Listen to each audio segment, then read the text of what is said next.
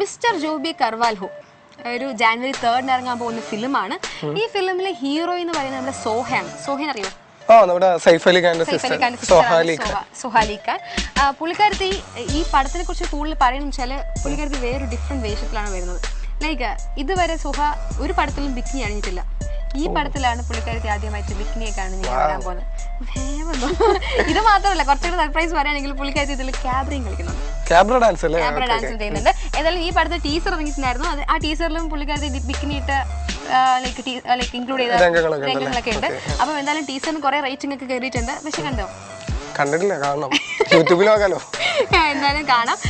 പുള്ളിക്കാരത്തി കുറച്ച് സർപ്രൈസ് ആയിട്ട് വെച്ചിട്ടുണ്ട്. നമ്മുടെ സൈഫ് അലി ഖാന്റെ അമ്മ പണ്ട് കാലത്ത് ലൈക്ക് 60s ഇതുപോലുള്ള വേഷങ്ങളൊക്കെ ഒരുപാട് ചെയ്തിട്ടുണ്ട്. പുള്ളിക്കാരത്തിക്ക് ഇതുവരെ അറിഞ്ഞിട്ടില്ല. പുള്ളിക്കാരത്തി ഇതേപോലെ ബിഗ്നി വേഷം ചെയ്ത് വന്നിട്ടുണ്ട്, ക്യാബ്രയൊക്കെ ചെയ്തിട്ടുണ്ട്. പുള്ളിക്കാരത്തി ഇതുവരെ അറിഞ്ഞിട്ടില്ല. പുള്ളിക്കാരത്തി എന്തായാലും സർപ്രൈസ് ആയിട്ടാണ് ഈ ഫിലിം എന്ന് പറയുന്നുണ്ട്. നമ്മുടെ സോഹയോട് ചോദിച്ചു അമ്മയൊക്കെ അറിഞ്ഞു ചോദിച്ചപ്പോൾ ഇല്ല, അമ്മയ്ക്ക് ഒരു സർപ്രൈസ് ആയിരിക്കും, പടം ഇറങ്ങുമ്പോഴാണ് അമ്മ അറിയാൻ പോകുന്നത്, അങ്ങനെ എങ്ങനെയെന്നൊക്കെ പറയുന്നത്. എന്തായാലും ഈ സന്തോഷത്തിൽ നമുക്കൊരു നല്ല സോങ് ഉണ്ടല്ലോ. So do check out and come. Right. പക്ഷേ നമ്മുടെ 88-ല് രേഖ അഭിനയിച്ച് പൊടി പൊടിച്ചൊരു ചിത്രമുണ്ട്, നമ്മുടെ രാകേഷ് റോഷൻ സംവിധാനം ചെയ്ത കൂൻ ബാരി മാങ്ക്. ഓക്കെ, ആ ചിത്രം ലൈക്ക് അതിന്റെ ത്രെഡ് എന്ന് പറയുകയാണെങ്കിൽ എന്താണ്, എന്നെ കൊല്ലാൻ ശ്രമിച്ച ലൈക്ക് ഒരു ഭാര്യനെ കൊല്ലാൻ ശ്രമിച്ച ഹസ്ബൻഡിനെ പ്രതികാരം തീർക്കാൻ നടക്കുന്ന ഭാര്യ. ലൈക്ക് അതൊരു നെഗറ്റീവ് റോൾ അല്ല, ബട്ട് സ്റ്റിൽ ഒരു നെഗറ്റീവ് റോളാണ്.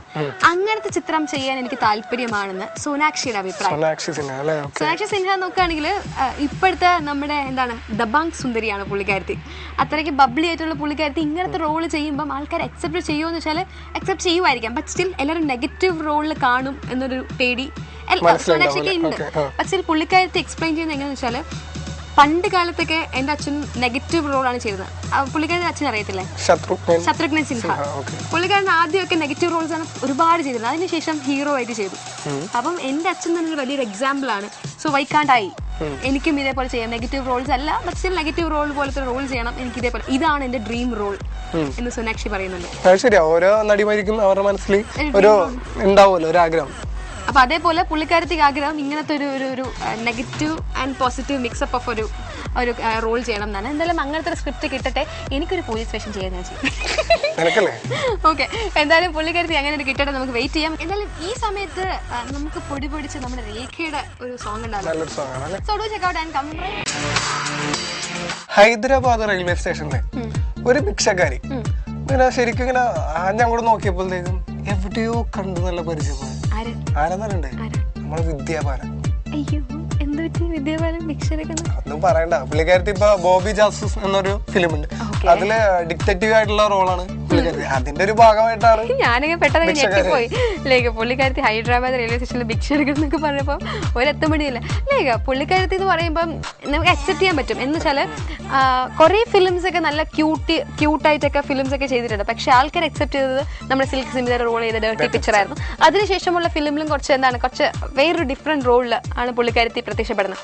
അപ്പം കൂടുതൽ ഞെട്ടേണ്ടതൊന്നുമല്ല, ബട്ട് സ്റ്റിൽ ഇങ്ങനത്തെ ഒരു റോള് കൈകാര്യം ചെയ്യണമെന്ന് പറയുമ്പോൾ പൊതുവെ ആക്ട്രസിനൊക്കെ എടുത്ത് നോക്കുകയാണെങ്കിൽ എപ്പോഴും ഞാൻ ഗ്ലാമറസ് ആയിട്ടിരിക്കണം, ഭയങ്കര ഹോട്ട് ആയിരിക്കണം, ബാക്കിയുള്ളവരെയും കാട്ടി ഞാൻ നന്നായിരിക്കണം, അങ്ങനത്തെ ക്ലീൻ ബ്യൂട്ടിഫുൾ ആയിട്ട് പ്രത്യക്ഷപ്പെടാറുള്ളൂ. പക്ഷെ പുള്ളിക്കാരത്തി വേറെ റോൾസ് ഇട്ടിട്ട് ആൾക്കാരെ എന്താ എനിക്കും ഇങ്ങനെ ചെയ്യാൻ പറ്റും, ഇങ്ങനെ വേണം എന്നൊക്കെ പറഞ്ഞ് കുറേ ഇങ്ങനെ ട്രാജിക് ആയിട്ടൊക്കെ കുറേ റോൾസ് ചെയ്യുന്നുണ്ട്.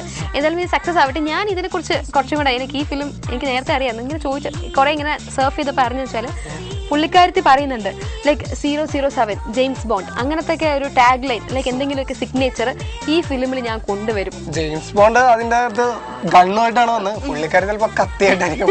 കത്തിയാണ് വടിവാളാണ് നമുക്കറിയത്തില്ല. എന്തായാലും നമുക്ക് വെയിറ്റ് ചെയ്ത് തന്നെ നോക്കണം. എന്തായാലും ആ ഒരു ഡിഫറെന്റ് റോളിന് വേണ്ടി നമ്മൾ എല്ലാവരും വെയിറ്റ് ചെയ്യുന്നു. So that's all for this gossip.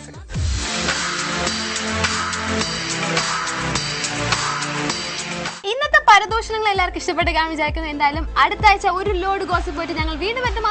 New people take care. It's me Shriya and Basheer signing off. By.